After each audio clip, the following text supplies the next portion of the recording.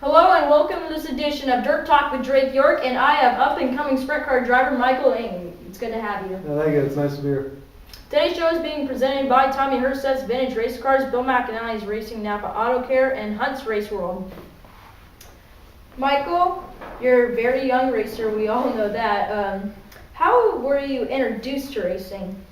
It started out around 4 years old. I went to go to my dad's old friend's house. He was running a cart there at Ernie's, just old backyard track with the cart, and I just looked like fun, so I started doing kart stuff. We just moved through the ranks, through the opens, and then now finally we're into the sprint car. Do you think the outlaw carts have taught you how to drive? Yeah, for sure. The karts are good for the basic rules of racing, learning how to track, learning what to look for, and all that kind of stuff, handling. And once you get in the sprint car, you're dealing with shocks and suspension, a changing track more throughout the night. So it's definitely a good start. Ever think you'd get the chance to run a sprint car coming up through the outlaw kart ranks? No, not at all. We were talking about at the beginning of the show how old you are. How old are you? 17. I started sprint cars about 3.5 years ago. Wow, very young. Are there any challenges to being your age and doing what you're doing in a sprint car? It comes down to maturity level. When you have guys like Jonathan Allard and Sean Becker, they're a lot more experienced, seasoned veterans that just know what to do when any situation. I'm still coming up and not really knowing what to do.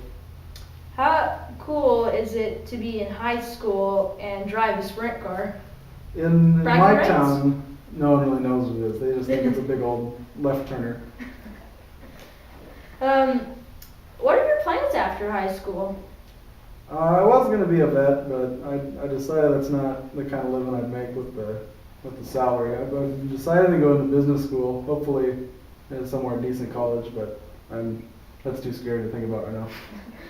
Where would you like to be in your racing career, say 10 years from now? As far as we could possibly take it, it'd be cool to be someone like Jonathan, or go to New Zealand, or Johnny Grade used to, and I'd just love to take it as far as I can without feeling washed up. How far would you like to go in that? As far as is reasonable. If it becomes more of a hassle than it is being successful and always learning, then that's as far as I want to take it. Well, as a young guy learning the sprint car ranks, you run the full-time Civil War schedule. Is it tough with the competition because you guys got guys like Andy Forsberg, Shane Golobic, Jonathan Allard running that? So is it sometimes tough with that series to run It's it? always tough. Those guys always have the car under them. It's a learning curve for both me and my crew chief that wondering what we need to do to the car, while those guys have it down for every single track. We're still experiencing new tracks. Like this Saturday we're going to Petaluma, and we've never been there. We don't have the setup for it, but we have the basic idea. So it's not horrible, but it's definitely a learning curve with those guys. Which is harder, do you think, when you're racing 360 racing or 410 racing? I wouldn't say harder. It's easier in a 410 because you have more wheel spin, and it definitely loosens up the car, gives you a lot more to do. In the 360, you just have to stay on the throttle a lot more to keep it rotated. They're just two different beasts, basically. What do you think your next step in racing will be? It's always been like a childhood dream. Rallycross has always interested me. I doubt it, but that'll always be cool. But hopefully just to get as far as I can in the sprint car, realistically. Outlaws, really? Outlaws, they're kind of gypsies. I'd like to say somewhat west side local, but I don't know. Still too young to think about that now, sorry. What does it mean for you to share racing with your family? Racing's been a part of my family since forever. My grandpa used to drag race, and my mom used to be a street racer, so it's kind of the natural order of things for me. What do you like to do other than racing? Other than racing, I hunt with my dad, fish, zip lining, kayaking in the ocean, just whatever keeps me outside and not locked to a TV screen. How big was that Tartar race for you? Because that was one of the biggest races of the year, and here comes this guy named Michael Ing. So how big was that race for you? For me, it proved that we have the tools to be in that position. We have the equipment, and I have obviously somewhat of the know-how to do it, but it was just cool to be in that spot. Win it or not, it was awesome to run with those guys. So you're running in second here, say, I don't know what lap this is, it's kind of late in the race. Sean Becker slides off the track, and you're about to take the lead from him. What's going through Michaeling's head at that point? Don't spin out. Don't look like a rookie.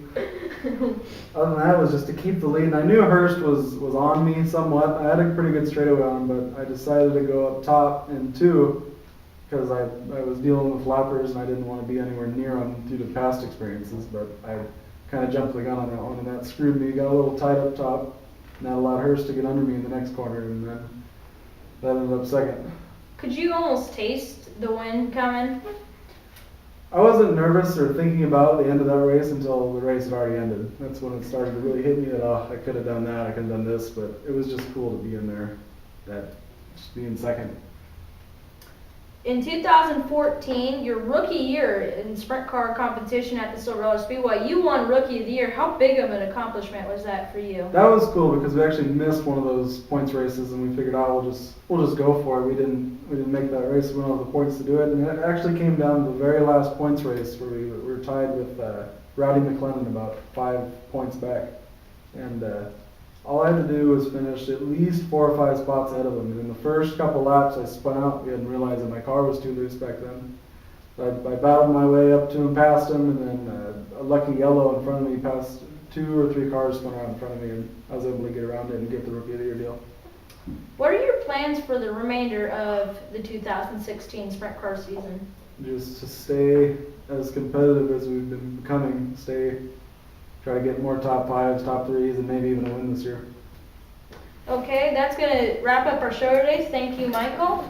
Good luck tomorrow in the Thanks, 360 sprint car race tomorrow. And don't miss that tomorrow, folks. Silver Speedway.